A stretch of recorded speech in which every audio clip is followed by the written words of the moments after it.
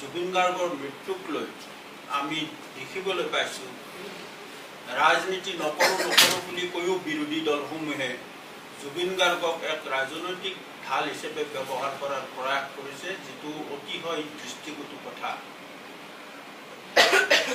আমি বিনয়েৰে এই কথা ক'ব খোজোঁ যে আমাৰো 65 লাখ কাৰ্যকৰ্তা জুবিন গাৰ্গৰ অনুৰাগী। আমাৰ কাৰ্যকৰ্তাসকলেও বিচাৰে জুবিন গাৰ্গৰ প্ৰকৃততে কি পৰিস্থিতিত অনাকাংক্ষিতভাৱে মৃত্যু ঘটিল সেই সত্য উদ্ঘাটন হোৱাটো, আৰু চৰকাৰখনে জুবিন গাৰ্গৰ মৃত্যুৰ পিছৰ পৰা এতিয়ালৈকে এই মৃত্যুৰ ৰহস্য উদ্ঘাটন কৰিবলৈ যিবোৰ পদক্ষেপ লৈছে সেই তদন্ত আমি নিশ্চিতভাৱে আশাবাদী।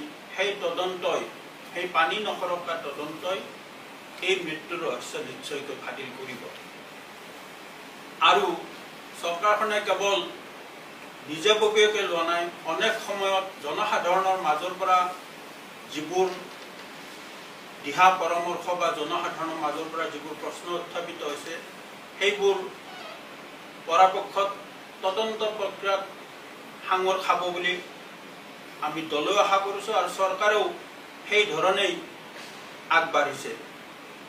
যেনে জুবিন গাৰ্গৰ মৃত্যুৰ পিছত ছিংগাপুৰত তেওঁৰ যি ৰিপৰ্ট, পষ্টমৰ্টেম ৰিপৰ্ট, তাৰ পিছত অসমত একাংশই অনুৰাগীয়ে ক'লে যে আকৌ এবাৰ পষ্টমৰ্টেম হ'ব লাগে। তাত যিহেতু অটোস্পি কৰিছে, মানে ভাৰ্চুৱেল হৈছে, ইয়াত আকৌ এবাৰ পষ্টমৰ্টেম হ'ব লাগে। চৰকাৰৰ তৰফৰ পৰা লগে লগে পৰিয়ালৰ লগত গৰিমা শইকীয়া ডাঙৰীয়াৰ লগত আলোচনা কৰি তেখেতৰ সন্মতি সাপেক্ষে দ্বিতীয়বাৰৰ কাৰণে গুৱাহাটী চিকিৎসা মহাবিদ্যালয়ত পষ্টমৰ্টেম কৰিছে। আৰু আমি আহ্বান জনাইছোঁ যে আৰু যদি এই তদন্ত প্ৰক্ৰিয়াত আৰু কিবা দিশ সামৰি ল'বলগীয়া থাকে, সেয়া কোনো ৰাজনৈতিক ব্যক্তিৰে হওক, সেয়া কোনো দলৰে হওক, কোনো সংগঠনৰে হওক, বা কোনোবা জুবিনৰ অনুৰাগীৰে হওক, তেওঁলোকে তদন্ত প্ৰক্ৰিয়াত সহযোগ কৰক। তেওঁলোকে নিজাকৈ SITক জনাওক। চৰকাৰৰ আগ্ৰহত ন্যায়িক আয়োগ গঠন হৈছে, তেওঁলোকে ন্যায়িক আয়োগক জনাওক।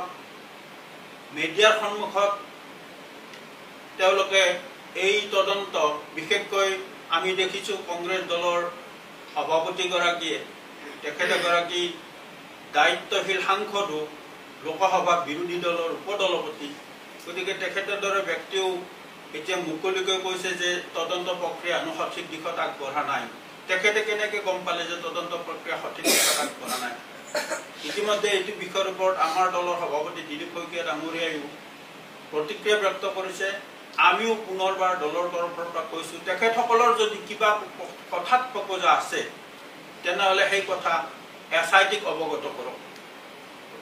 তেখেতসকলে তদন্ত প্ৰক্ৰিয়াত সহযোগ কৰক। ন্যায়িক আয়োগক তেখেতসকলৰ যদি আৰু কিবা এই তদন্তত যদি আৰু কিবা এংগুল সামৰিবলগীয়া আছে, আৰু কিবা এংগুল যদি ইয়াত সংলগ্ন কৰিব লগা আছে, তেখেতসকলে সেইটো তেখেতসকলক অৱগত কৰক। আমাৰ কাৰ্যকৰ্তাসকলেও, আপোনালোকে দেখে আৰম্ভণিৰ পৰা আমাৰ কাৰ্যকৰ্তাসকলেও এই যিটো hashtag justice for Zubeen Garg campaigning চলি আছে, তাত যথেষ্ট সংখ্যক আমাৰ কাৰ্যকৰ্তাও সেই কেম্পেইনিংটোত অংশ লৈছে। অৰ্থাৎ জুবিন গাৰ্গ কেৱল এনেকুৱা নহয়, জুবিন গাৰ্গ কেৱল বিৰোধী দলবিলাকৰ বা তেখেতক কিছু সংখ্যক নিৰ্দিষ্ট অনুৰাগী। আমাৰ কাৰ্যকৰ্তাসকল জুবিন গাৰ্গৰ অনুৰাগী, গতিকে স্বাভাৱিকতে সেই কেম্পেইনিংটোত অংশ লৈছে। এতিয়া সেই কেম্পেইনিংটোক লৈও বিৰোধী দলে আমাক সমালোচনা কৰিছে যে আৰু ন্যায় বিচাৰিছে। ন্যায় কোনে দিব? চৰকাৰখনৰ কাম হ'ল জুবিন গাৰ্গৰ মৃত্যুৰ ৰহস্য উদ্ঘাটনৰ কাৰণে এটা শক্তিশালী তদন্ত প্ৰক্ৰিয়া চলোৱা, আৰু সেই তদন্ত প্ৰক্ৰিয়াৰ পিছত এই তদন্তৰ প্ৰতিবেদন নিশ্চয়কৈ আদালতত যাব, আৰু সেই তদন্তৰ প্ৰতিবেদন পুংখানুপুংখভাৱে বিশ্লেষণ কৰাৰ পিছত আদালতে ন্যায় দিব। অসমত যথেষ্ট সংখ্যক আইনজ্ঞ আছে। সেই আইনজ্ঞসকলৰো বিভিন্নজনে মতামত আগবঢ়াইছে যে এই তদন্তৰ ন্যায় দিয়াৰ দায়িত্ব ন্যায়পালিকাৰ। চৰকাৰখনৰ দায়িত্ব হ'ল তদন্ত প্ৰক্ৰিয়াটোক যিমান পাৰি নিখুঁতভাৱে কৰা, আৰু সেই তদন্ত প্ৰক্ৰিয়াত তদন্তকাৰী সংস্থা বা তদন্তকাৰী যি আয়োগ গঠন হ'ব তাক কাৰ্য মানে সহায় সহযোগ কৰা। গতিকে আমাৰ পুলিচ বিভাগে এই তদন্তৰ কাৰণে গঠন কৰা SIT তদন্তৰ সকলোবোৰ দিশ সামৰি ল'বলৈ চেষ্টা কৰিছে।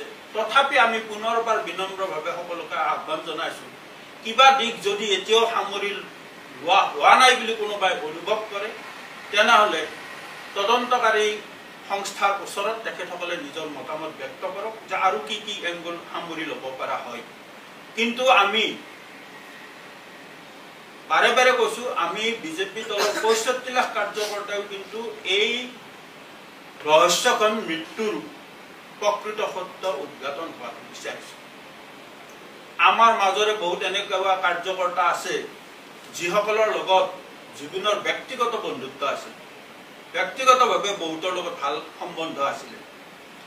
গতিকে এই কথাক লৈ ৰাজনীতি নকৰিবলৈ বা জুবিন গাৰ্গৰ মৃত্যুক ঢাল হিচাপে লৈ ২৬ৰ নিৰ্বাচনী বৈতৰণি পাৰ হোৱাৰ দূৰাকাংক্ষা নকৰিবলৈ আমি বিৰোধী শক্তিসমূহক আহ্বান জনাইছোঁ।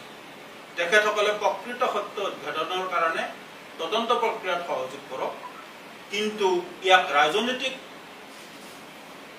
অভিলাষা পূৰণ কৰাৰ কাৰণে ইয়াক অস্ত্ৰ হিচাপে ব্যৱহাৰ নকৰিবলৈ আমি তেখেতসকলক আবেদন জনাইছোঁ।